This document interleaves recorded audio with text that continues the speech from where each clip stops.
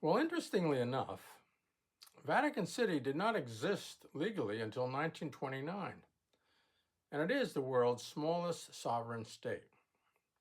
However, since 1377 AD, most all the Roman Catholic popes have lived in the Apostolic Palace in what is now Vatican City.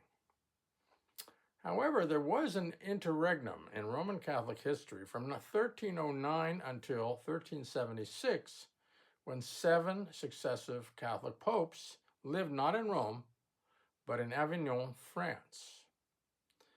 Now, these French popes were a rather more worldly group than their Roman counterparts.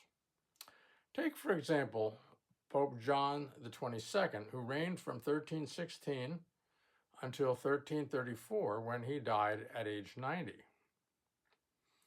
John inherited 70,000 florins from his predecessor, Pope Clement V, and he gave half of that money to the cardinals who had voted for him.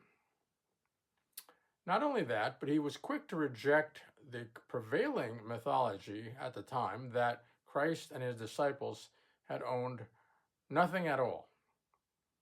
Pope John declared, in fact, that vows of poverty and celibacy had much less importance than obedience to doctrine.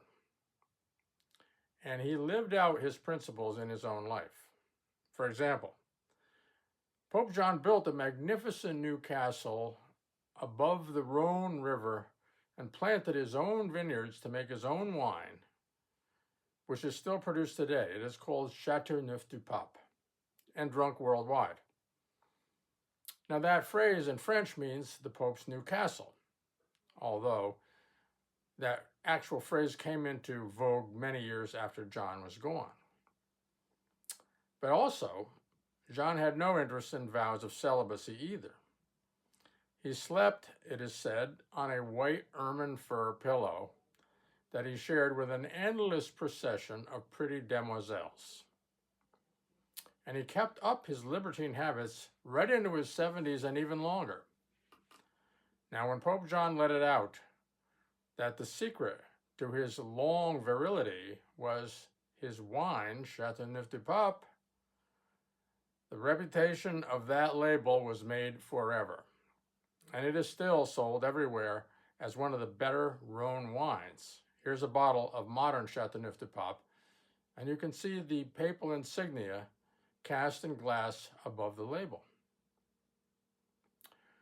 Well, overall, Pope John XXII was such a rogue that after him, not a single pope took the name John for 600 years, until Angelo Roncalli became Pope John XXIII in 1958.